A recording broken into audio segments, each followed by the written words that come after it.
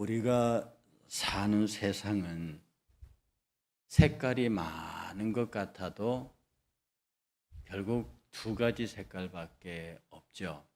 흰색과 검은색. 세상에 많은 것이 있는 것 같아도 세상은 결국 흑과 백, 악과 선 두 개로 나누어집니다. 어떤 사람은 그게 이분법이니 극단주의자니 그런 말을 해도 정직하게 또 객관적으로 들여다봐도 세상은 선과 악, 흑과 백, 조금 덜 선하고 조금 덜 악한 건 있어도 결국 그룹핑을 해보면 선한 그룹과 악한 그룹, 그 선한 그룹 중에서도 아주 선한 사람과 못된 사람들, 못된 선한 사람 말이 되나? 선한 사람들 중에서도 아주 선한 사람과 그냥 선한 사람, 악한 사람 중에서도 아주 악한 사람과 그냥 악한 사람. 우리가 오늘 본문 속에서 시인은 말입니다. 성도들이라는 말을 합니다. 성도들. 이 성도들이라는 말은 하나님의 거룩하다고 하는 사랑의 하나님, 거룩한 하나님이란 뜻을 가진 헤세드에서 나온 하나님의 거룩, 하나님의 사랑, 특히 하나님의 거룩한 사랑이죠. 이 거룩한 사랑이라는 말인 헤세드인데 그 헤세드로부터 나온 말이 성도, 하시드입니다. 그러니까 하나님의 사랑과 관계된 이 땅의 존재들, 하나님의 사랑을 입은 사람들, 선택을 입은 사람들이 저희 하시드, 성도들입니다. 하나님께서는 이 하시드, 성도들을 사랑하시는 이유가 당신의 사랑의 반영인 동시에 당신이 이 땅을 지으신 모든 것들에 대한 그 포인트, 집중된 존재가 인간이기 때문입니다. 여러분에게도 뭐라 해도 누가 그랬잖아요. 나는 뭐라 해도 돈이 좋아. 나는 뭐라 해도 자식이 좋아. 세상에 좋은 것이 많이 있지만 그 중에 하나 가장 좋은 것으로 핀포인트 되는 것이 있습니다. 하나님이 세상을 이처럼 사랑하셨어요. 그의 창조물이 보시기 좋았어요. 그 아름답고 좋은 것 중에 가장 당신의 관심이 집중된 것이 사람입니다. 오늘 시인은 이 하나님의 집중된 사랑 가운데 가장 하나님의 사랑을 입은 하시드, 성도들. 그래서 이 성도들은 영원토록 하나님을 찬양하고 경배할 것에 대한 아주 간절한 시인의 노래가 여기에 들어가 있습니다. 여러분 스스로 나는 성도라고 그냥 머리가 생각하지 말고 옛날에 누가 그랬죠. 이 머리에서부터 가슴까지 내려오는데 70년 걸렸다고. 이 사람들이 머리로는 아는데 가슴으로 아는 건 굉장히 시간이 걸려요. 그런데 이게 어느 일순간에 확 내려오기도 한다고 납니다. 머리로 아는 것을 가슴으로 알 때까지가 시간이 걸리는데 여러분 머릿속으로 나는 성도다라고 생각하고 신앙생활하고 나는 가슴으로 성도다라고 생각하고 신앙생활하는 것, 이건 굉장한 차이가 있는 겁니다. 여러분 한 번이라도 가슴 속으로 이렇게 가슴이 찡한 거 많이 느껴보지 않으십니까? 저희 아버지가 초등학교 5학년 돌아가셨는데요. 아버지가 돌아가셨다는 소식을 듣고 학교에서 아버지 돌아가신 병원으로 가는 길에 그때 영월이었습니다. 지나가는데 기차 그때 기적 소리죠. 뿡 하고 울리는데 그 어린 마음에도 이제 아버지가 안 계신다. 기차 떠난다. 그게 가슴이 이렇게 아리는 게 있습니다. 그 이후로 한참 동안 제 고향 경주에 내려가서도 저희 집 근처에 건천역이라는 역이 있는데 거기서 기차 지나가는 기적 소리가 뿡 하고 울리면 아주 가슴이 이렇게 아려오는 게 있습니다. 그게 어려서 거의 경주 떠날 때까지 그랬었어요. 우리 삶 속에요. 무엇인가 얘기를 들으면 가슴이 이렇게 가슴이 이렇게 아려오는 게 있습니다. 예수를 생각만 해도 내 마음이 좋거든. 예수님 얘기만 들어도 가슴이 찡해 오는 경험. 이 경험이 있는 사람과 그렇지 않고 그냥 나는 예수님 사랑하고 예수님 나 사랑한다고 하는 머릿속에 뱅뱅 돌고 있는 사람의 표정과 헌신의 정도와 삶의 방법이 다릅니다. 가슴으로 예수 그리스도의 음성을 듣는 이 성도, 가슴으로 예수 그리스도의 이야기를 듣는 성도 하시드는 늘 가슴이 아파요. 근데 그 아픔이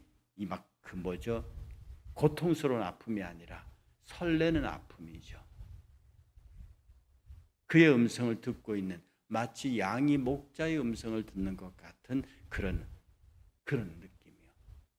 이런 느낌으로 신앙생활하는 사람들, 이런 느낌으로 세상 삶을 사는 사람들은 가히 세상에서 그의 귀를 뚫을 만한 이야기가 없습니다. 여러분, 가슴을 울리는 이야기만큼 강력한 것들이 있습니까?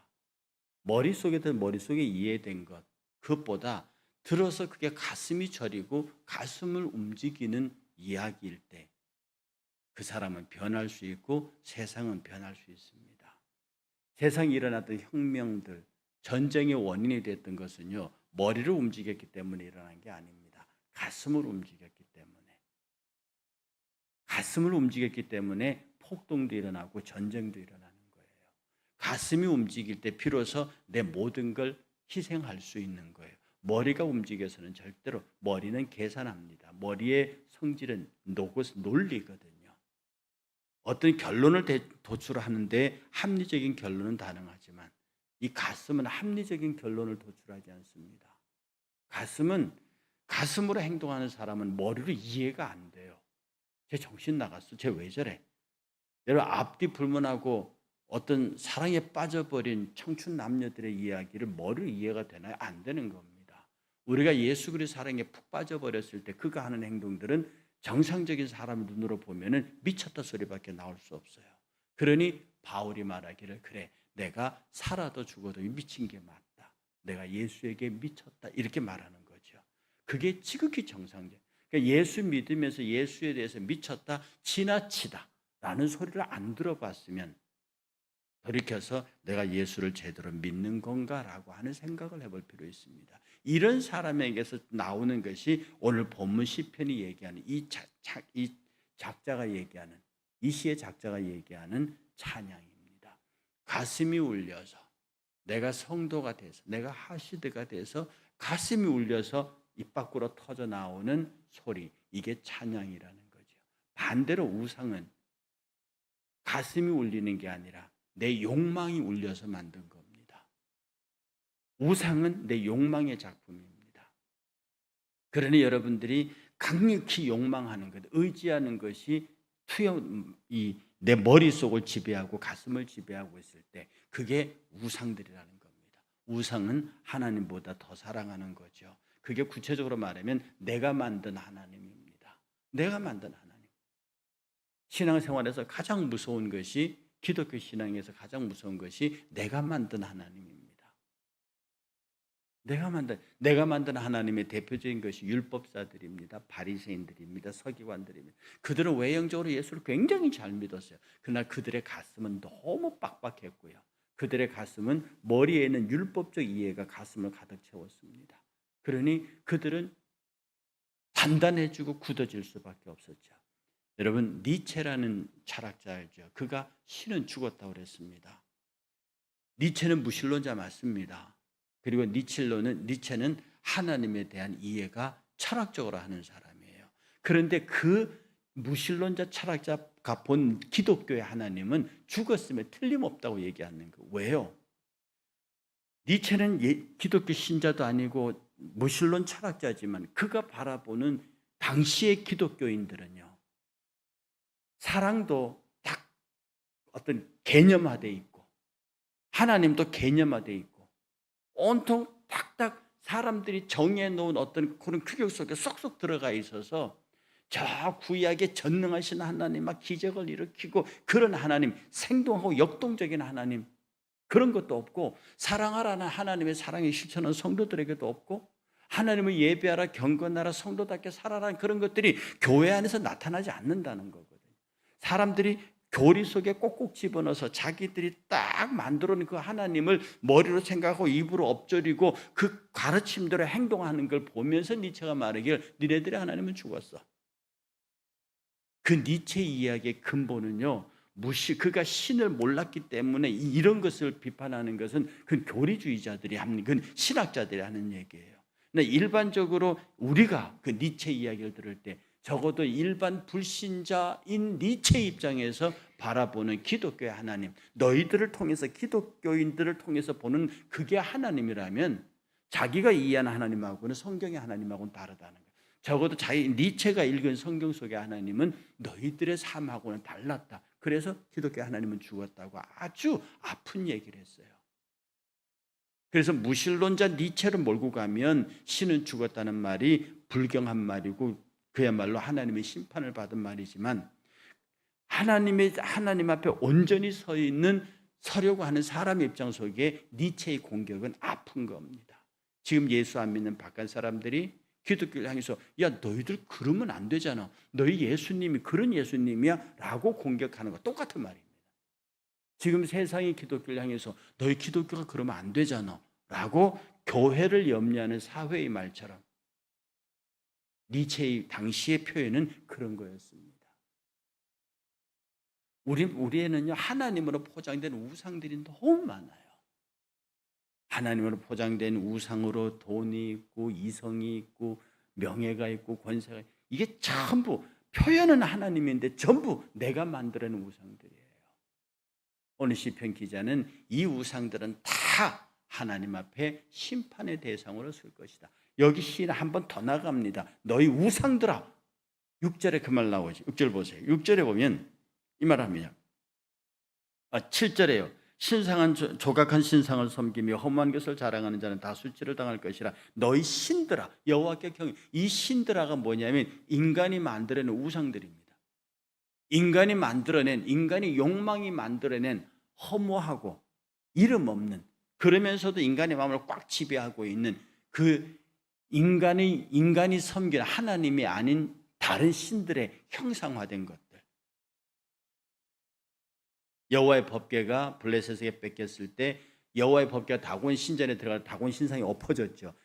이런 것들의 내용입니다. 너희 신들아 여호와를 경배하라. 너희 허무한 것들아 허물을 자랑하지 말라, 그런 뜻입니다. 우리가 하나님 앞에서 이번 올 한 해를 다 정리하고요. 이제 정말 이번 금요일 기도가 새벽 기도가 올해 마지막 새벽 기도입니다. 여러분이 머릿속으로 이해하는 하나님, 머릿속으로 이해하는 우리 신앙생활에서 이게 가슴으로 머리에서 가슴으로 내려오는, 절대로 우리 신앙생활은 머리로 하는 게 아닙니다. 머리로 하면 신앙생활 그 자체가 비합리입니다. 신앙생활 그 자체가 비합리입니다. 그러나 가슴으로 하면 아무래도 모자라는 거예요.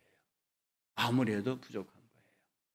우리가 1년 동안 정리하면서 내가 머리로 신앙생활을 했는지 가슴으로 신앙생활을 했는지, 그리고 내 가슴이 설명할 수 없는 기쁨과 감사로 하나님께 경배했는지, 아니면 하나님으로 포장된 우상을 앞에 놓고 그 우상 앞에 절하며 복 달라고 그렇게 기도하는 그런 성도는 아니었는지 이렇게 돌아보면서 오늘 시인이 마지막 12절에 이렇게 노래합니다. 의인이여 너희는 여호와로 말미암아 기뻐하며 그의 거룩한 이름에 감사하라. 의인, 가슴으로 하나님에 대한 사랑, 가슴으로 하나님을 이해한 하시드들, 성도들아, 의인입니다. 성도들아, 너희는 여호와 때문에 기뻐하고 그의 거룩한 이름에 감사하라.